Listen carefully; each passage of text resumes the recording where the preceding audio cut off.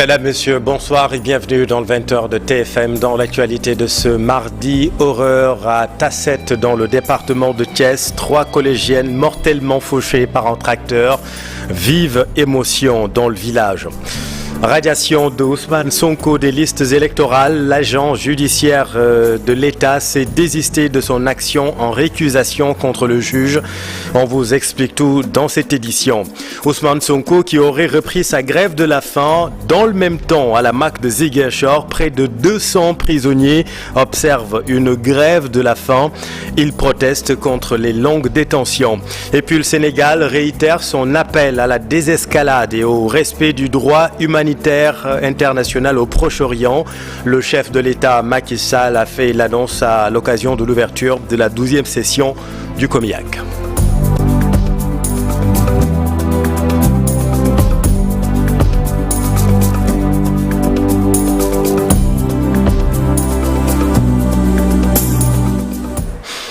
Trois collégiennes mortellement fauchées dans le département de Thiès à Tasset. L'accident a provoqué une vive émotion dans le village de Tasset-Peul. Charanta Diop, c'est la tire. 3 jeunes filles, toutes âgées de 15 ans, ont perdu la vie dans un accident d'une rare violence survenu à hauteur du collège d'enseignement moyen situé à l'entrée de la ville de Tasset. 2 de leurs condisciples avec qui elles étaient au moment des faits sont gravement blessés. Un tracteur qui roulait à vive allure en provenance des champs d'à côté aurait trouvé sur le trottoir des jeunes potaches en classe de 5e secondaire qui rentraient tranquillement au village pour les renverser sur le coup. L'engin qui aurait dérapé a mis fin à la vie des 3 filles, blessant gravement 2 de leurs condisciples. Les corps des jeunes filles décédées ont été acheminés à la morgue de l'hôpital Amadou Sakhir Ndiéguène de Thiès. Elles habitaient le village de Tasset-Peul, distant d'environ 1 kilomètre de Tasset-Ville. Pour l'heure, c'est la tristesse et la consternation à Tasset, où les autorités administratives, religieuses et coutumières se sont mobilisées pour apporter aide et assistance aux familles des victimes. Merci cher. L'autre grand titre de cette édition, alors que la cour d'appel de Ziguinchor devait statuer sur la demande de récusation du juge Sabassi Faye introduite, vous le savez, par les avocats de l'État. Selon iRadio, l'agent judiciaire de l'État s'est finalement désisté de son action en récusation contre le juge. L'acte de désistement a été déposé aujourd'hui selon iRadio. Ousmane Sonko, que nous apprenons également qu'il aurait entamé une nouvelle grève de la faim. À Ziguinchor, la grève de la faim entamée par les détenus de la maison d'arrêt et de correction de Ziguinchor se poursuit. Ce matin, 30 autres prisonniers se sont joints à la liste de 150. Les détenus interpellent le tout nouveau ministre de la Justice, Maître Aïssata Tall Sall, sur leur sort. Le point avec Lamine Ba. 30 détenus ont rejoint ce matin le mouvement de protestation entamé hier par 150 autres à la maison d'arrêt de correction de Ziguinchor, ce qui porte désormais le nombre de grévistes de la faim à 180. Selon nos informations, les détenus qui ont rejeté le petit déjeuner qui leur a été servi ce matin par l'administration pénitentiaire restent inflexibles devant leur détermination de voir les autorités agir dans les meilleurs délais contre les longues détentions préventives. Là-dessus, les grévistes de la faim auraient exigé du tout nouveau ministre de la Justice, Aïssata Tall Sall, l'affectation d'un autre magistrat instructeur pour venir épauler le seul en service présentement. Notre informateur nous confie que la satisfaction de cette doléance est une condition préalable imposée par les détenus avant de statuer sur la demande de levée du mot d'ordre de grève de la faim en cours dans l'enceinte de la MAC de Ziguinchor. Ce qui explique d'ailleurs l'échec de l'initiative de médiation par l'administration pénitentiaire pour amener les détenus à s'alimenter à nouveau. Les autres exigences des grévistes de la faim relatives à la libération des mineurs, la baisse de la facturation des appels téléphoniques ou encore l'amélioration de l'alimentation servie aux locataires de la MAC ne sont pas négociables, nous apprendons. Pour l'instant, aucune évacuation n'est enregistrée à l'infirmerie, mais certains détenus commencent à afficher des signes de faiblesse selon notre source. Il faut ajouter que sur les 180 personnes qui observent la diète au sein de la maison d'arrêt et de correction de Ziguinchor depuis hier, on y dénombre 30 personnes arrêtées dans le cadre des manifestations politiques de juin 2023, dont 6 élèves et 5 mineurs. Merci Lamine. Toujours dans le sud, l'homme blessé lors d'affrontements avec l'armée dans la zone de Djakit ce week-end a succombé à ses blessures à l'hôpital régional de Ziguinchor. Le bilan s'élève donc à 2 morts. Ces accrochages entre l'armée et des éléments armés se sont produits dans la commune de Tengori alors que la Grande Muette procédait à la destruction de champs de chanvre indien entretenus par des hommes supposés appartenir au mouvement MFDC. Antoine Diome a passé le témoin à Maître Sidiki Kaba. Celui-ci succède au néo-ministre du pétrole et des énergies à l'intérieur. La cérémonie de passation de service a lieu aujourd'hui à Habib Faye. Maître Sidiki Kaba, le nouveau ministre de l'Intérieur du Sénégal. Il est installé dans ses nouvelles fonctions par le ministre sortant Antoine Diome, qui occupe désormais le poste du ministre du Pétrole et du Gaz lors du remaniement ministériel mercredi dernier. Il n'a pas manqué de tarir d'éloges à son successeur. Je suis rassuré, je l'ai dit tantôt, de partir en sachant que c'est le ministre de l'Intérieur, Sidiki Kaba, qui sera aux commandes. À n'en pas douter, partout où il est passé, il a laissé des traces indélébiles d'un succès franc. Je pourrais, au risque de heurter un peu votre sensibilité, cher grand frère, et votre modestie, vous appeler sans risque de me tromper le ministre des ministères de souveraineté. Mon ami et frère, Antoine Félix Abdoulaye Diome, est revenu sur la nature spéciale de nos relations. C'est au niveau du ministère de la Justice que nous avons eu à travailler à une période où il y avait énormément de dossiers qui pouvaient tous déstabiliser le Sénégal.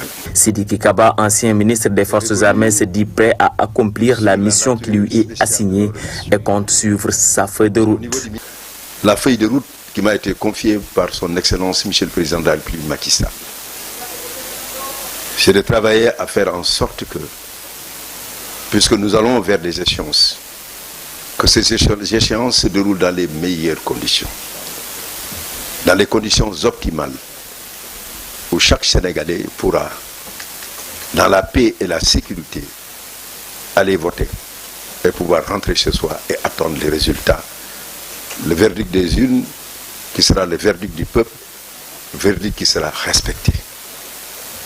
Et rassurer tout le monde que notre pays est un pays de vieille tradition démocratique. La passation de service s'est déroulée dans une ambiance bon enfant dans la salle du ministère de l'Intérieur. Les deux ministres ont échangé des civilités durant la cérémonie.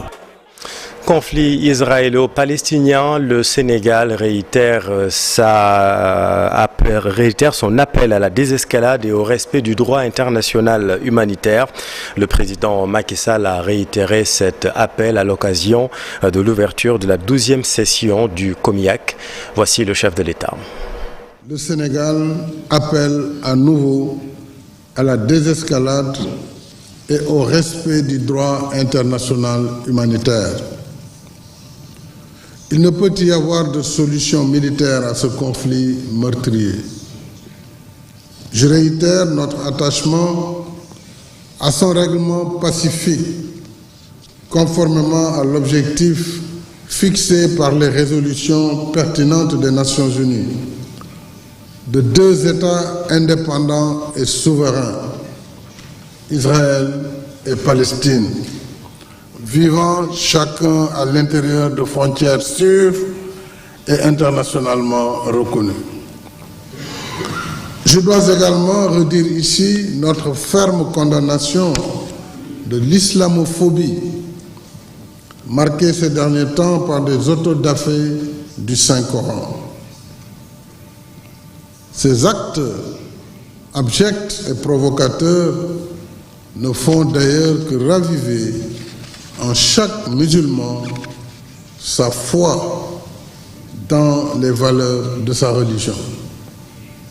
Au demeurant, Allah subhanahu wa ta'ala a déjà donné la meilleure réponse dans la sourate 15 Al-Hajr verset 9, je le cite, « En vérité, c'est nous qui avons fait descendre le Coran et c'est nous qui en sommes le protecteur. » Fin de citation.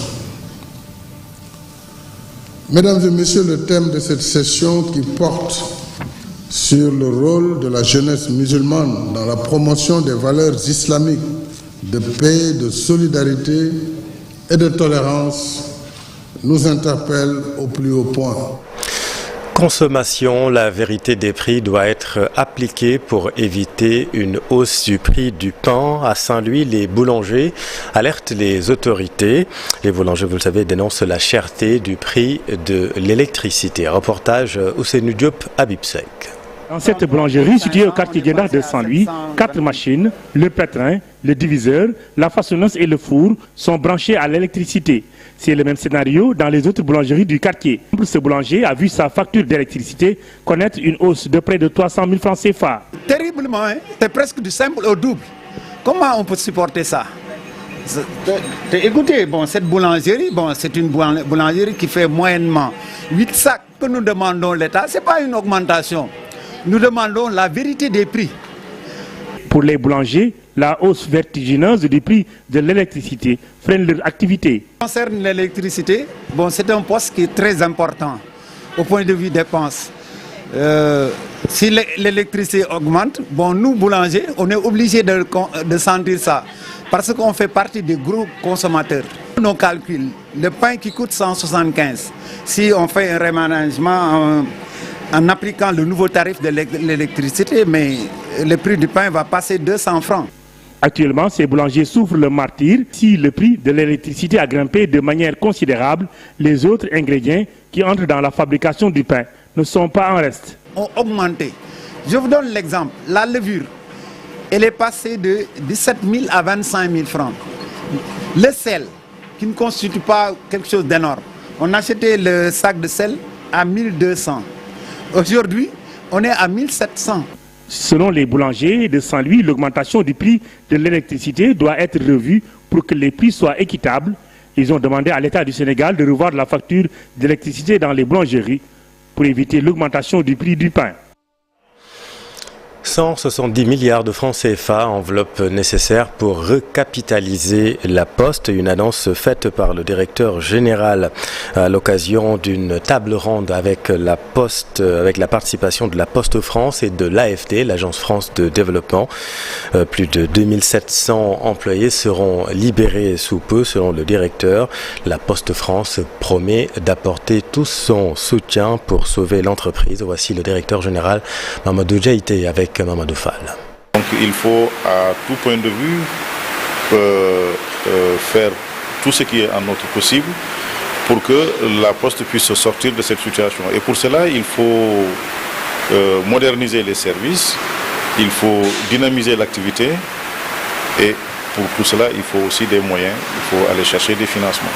Les ressources financières sont toujours nécessaires, à la fois pour renforcer la capacité du personnel, à la fois pour acquérir de l'outillage, mais également pour que ces capitaux puissent servir à recapitaliser un peu nos filiales et la maison mère, qui sont aujourd'hui dans une situation telle que la recapitalisation est indispensable.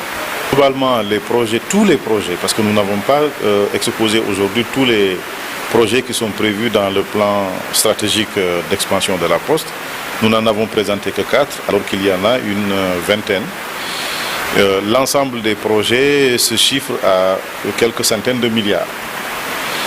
Mais qu'à cela ne tienne, le plus important d'entre ces actions à entreprendre, c'est la recapitalisation du groupe, qui est évaluée environ à 170 milliards, alors que le groupe doit à l'État du Sénégal 174 milliards.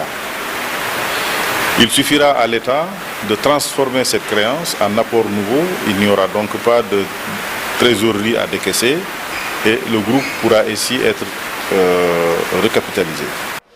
Retour sur investissement du Forum Invest in Sénégal du mois de juillet dernier. Le Sénégal a l'honneur du Forum Royaume-Uni, à l'honneur du Forum Royaume-Uni et l'Afrique de l'Ouest et du Centre à Londres. L'opération de charme pour le Doing Business au Sénégal, démarche très offensive sur la place City, envoyé spécial à Londres, Abdoulaye Cissé. C'est la deuxième édition des rencontres entre le Royaume-Uni et les pays d'Afrique de l'Ouest et du Centre. Des représentations de haut niveau de différents pays, composées de chefs de gouvernement, des présidents d'institutions, des ministres et des responsables d'agences gouvernementales. La représentation du Sénégal sous la houlette du directeur général de l'APIX prend des allures de débarquement in London. Le forum est sur le commerce et l'investissement et manifestement le Sénégal veut attirer pour ses infrastructures. La place d'honneur du Sénégal dans ce forum est une sorte de retour sur investissement du forum Invest in Sénégal organisé au mois de juillet dernier, où le event maker du Forum de Londres avait fait venir au Sénégal près de 80 entrepreneurs et investisseurs britanniques.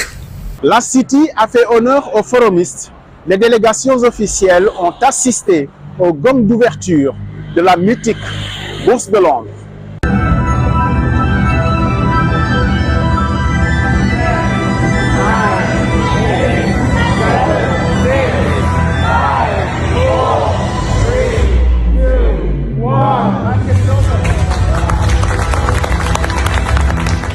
Abdoulaye Cissé avec la chemise So British. Merci beaucoup Abdoulaye.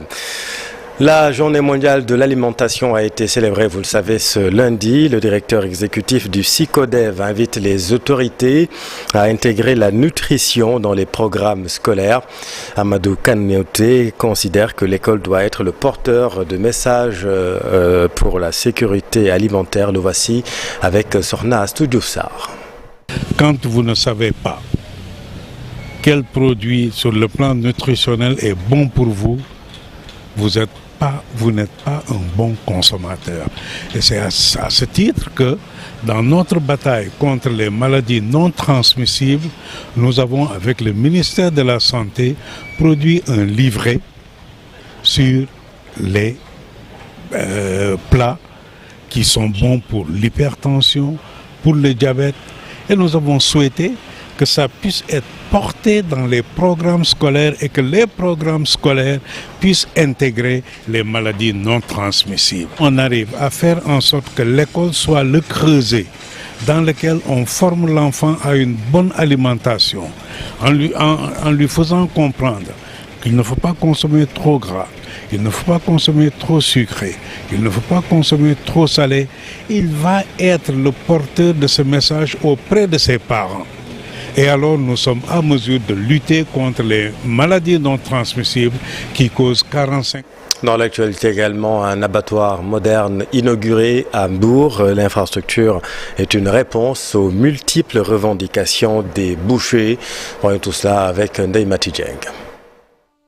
C'est un abattoir de dernière génération avec toutes les commodités, nous dit le maire de Mbour, Cheikh Issa Sall, qui a procédé à l'inauguration. Avec LS Group, nous avons réussi à moderniser les abattoirs de Mbour. Et je crois que la modernisation et le fonctionnement régulier des abattoirs de la commune nous permettront de rendre beaucoup de services aux hôtels, aux restaurants, aux consommateurs pour leur permettre d'accéder à la viande de qualité mais à moins de coût. L'objectif principal est de normaliser l'abattage sur la petite côte. La plupart des gens qui le font, c'est un manque de connaissances. Donc les sensibiliser sur ce danger-là, le danger de manger une viande qui n'est pas saine, qui n'est pas abattue dans les règles retenues.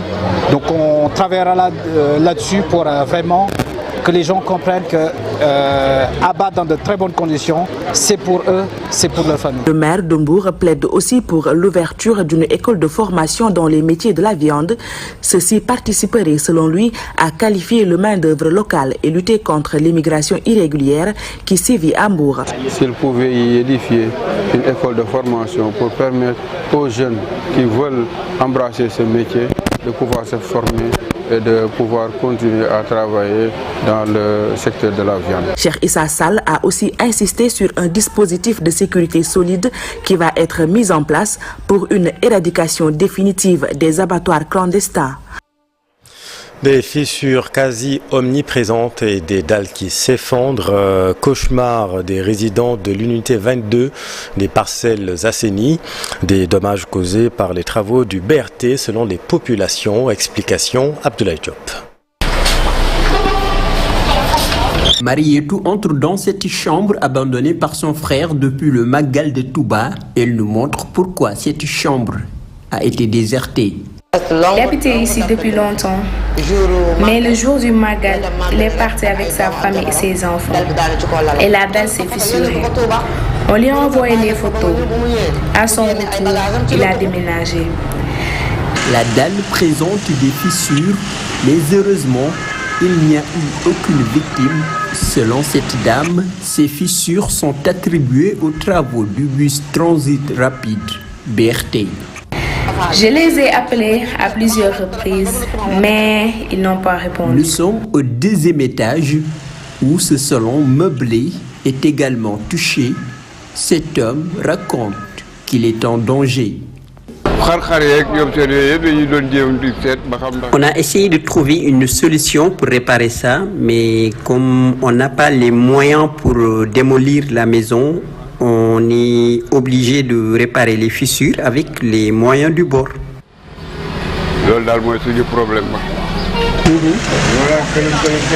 À quelques mètres de leur maison, Maggie est lui surpris un jour en découvrant l'état de sa chambre. Viens, je vous montre l'état dans lequel se trouve ma chambre. Vous avez vu? Tout est à terre. Regardez, même la télé. Heureusement que ma femme et mes enfants n'étaient pas là ce jour-là. Ce n'est pas normal. J'ai peur car ça pouvait être pire.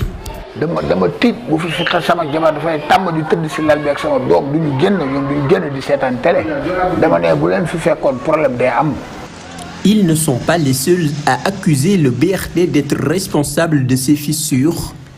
Une autre dame a vu sa dalle s'affaisser ce mercredi.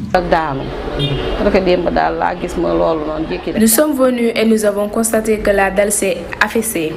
Il était entre midi et 1 heure après. Nous avons commencé à enlever les pierres. Mais ils nous ont causé du tort. Car quand la machine fonctionne, ça fait vibrer toute la maison.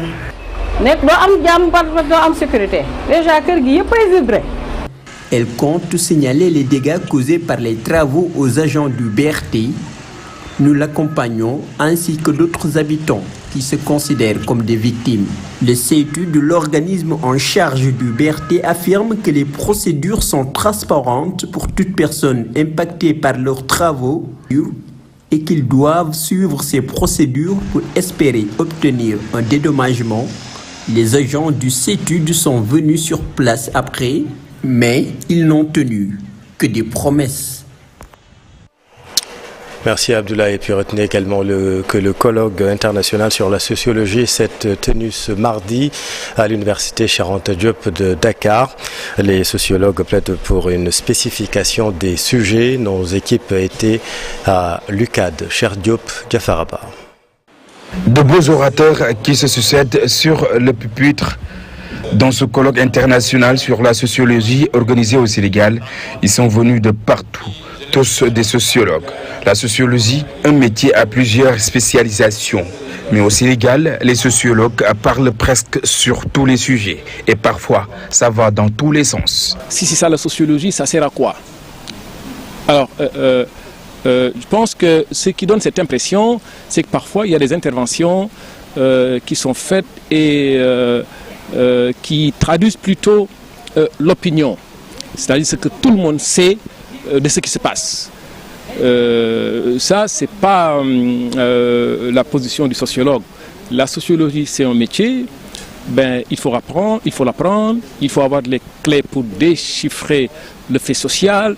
Il faut savoir caractériser le fait social, ce qu'on entend par fait social, etc., etc. Vous avez la sociologie de la famille, vous avez la sociologie de l'innovation et des technologies, vous avez la sociologie des organisations. Il y a différentes branches. Mais il se trouve que la sociologie est tout le temps interpellée parce que nous sommes dans une société en pleine ébullition, en pleine mutation. La sociologie rime la vie en société de son importance, surtout au moment où le Sénégal traverse des crises multiples. Les voix des sociologues doivent être audibles. Si on est d'accord sur le fait que le sociologue, c'est celui qui a l'expertise, pas le seul d'ailleurs, mais qui a l'expertise de réfléchir et donc de diagnostiquer la société. Le sociologue s'occupe du fait social. Le fait social qui n'a de sens que parce qu'il existe à travers les actions et les interactions sociales. Et c'est de ce point de vue on peut poser son regard sur, par exemple, l'évolution de la société. Plusieurs difficultés dans ce métier. Alors, des conséquences ne manquent pas. Le premier problème, c'est que la sociologie est mal connue. On en parle, mais on ne connaît pas la sociologie. On nous fait porter des pouvoirs que nous n'avons pas et on nous enlève des pouvoirs que nous avons. Donc la méconnaissance. Deuxième chose, c'est le mal de tout le monde de la recherche. Au Sénégal, on n'a pas cette culture de la recherche. Donc le financement, je veux dire, les décideurs politiques ne font pas comme l'ont fait les Américains et d'autres pays. Investir dans la recherche pour prendre la décision politique. La sociologie est une discipline des sciences sociales qui a pour objectif de rechercher des explications et des compréhensions. Violence dans le mouvement Navétane. Les compétitions, vous le savez, sont annulées dans le département de Dakar, sont suspendues dans le département de Dakar et de Guédiawaye. Pour lutter contre le phénomène, certains acteurs du mouvement Navétane demandent les assises du mouvement. Voyons tout cela avec Mohamed Diaye. Les Navétanes continuent leur lot de victimes. La dernière, un adolescent de 14 ans tué à l'issue du match Santhiaba Gueule Tapée 2 à Guédiawaye. Les infrastructures sportives font aussi les frais de la furie des supporters et acteurs. Nous condamnons ces violences-là. La violence sous toute la forme, nous la condamnons d'où elle vient. Alors donc c'est vraiment dommage que les gens vont jusqu'à détruire les infrastructures sportives. On en a besoin déjà. Il y a un manque criard, n'est-ce pas, d'infrastructures sportives au niveau de Dakar. Bon, maintenant, ce qui s'est passé, c'est passé. Nous l'avons dénoncé et nous avons instruit, n'est-ce pas, à ces zones de câble-là, là où il y a eu les problèmes, n'est-ce pas, de faire une enquête, de situer les responsabilités. Il est évident, comme d'habitude, lorsqu'on aura situé les responsables, le futur sera central. Cette activité qui réunit plus de 8000 ASC est à repenser au plus vite pour stopper la violence qui l'entoure. Il y a 2 ans de cela, on avait déjà fait un document qu'on avait envoyé au gouvernement du Sénégal. Les dernières informations que nous avons eues venant de la primature du ministère des Sports, on a proposé une date déjà, le 26 de ce mois, pour que se tiennent les assises. Les assises, c'est important. Ça nous permettait déjà de parler de la planification, de parler déjà de notre reconnaissance juridique, de parler aussi de la violence et de voir est-ce qu'aujourd'hui, ce dont les Sénégalais attendent du Navétane, ces risques-là ont été atteints ou non. Alors donc, normalement, ça doit se tenir. Maintenant, nous attendons la réponse de la hiérarchie. Nous osons espérer qu'à partir de ces assises-là, des solutions seront trouvées à certaines difficultés que nous rencontrons. Autre piste de solution, plus d'implication de l'État et un renouvellement des dirigeants. Nous devons faire un stop, un stand-by, convoquer tout le monde, discuter. Parce que là, ça devient quand même sérieux. Des états généraux du mouvement Navétane, dirigés par le gouvernement, avec plusieurs ministères à la clé, parce qu'il y a le ministère de l'Éducation, le ministère de la Jeunesse, le ministère des Sports, le ministère de la Culture, le ministère de la Santé. Tous ces ministères aujourd'hui ont des ailes où le Navétane peut faire quelque chose. Les Navétanes sont source de violence depuis quelques années. Chaque saison a son lot de victimes et dégâts matériels. C'est pourquoi des réformes s'imposent pour y mettre fin. Merci Mamadou. Et puis football toujours mondial U17 Indonésie. Les Lionceaux ont reçu le drapeau national. Le nouveau ministre des Sports demande aux joueurs de bien défendre les couleurs nationales. Cher Sadibou Diarra, Amadouba.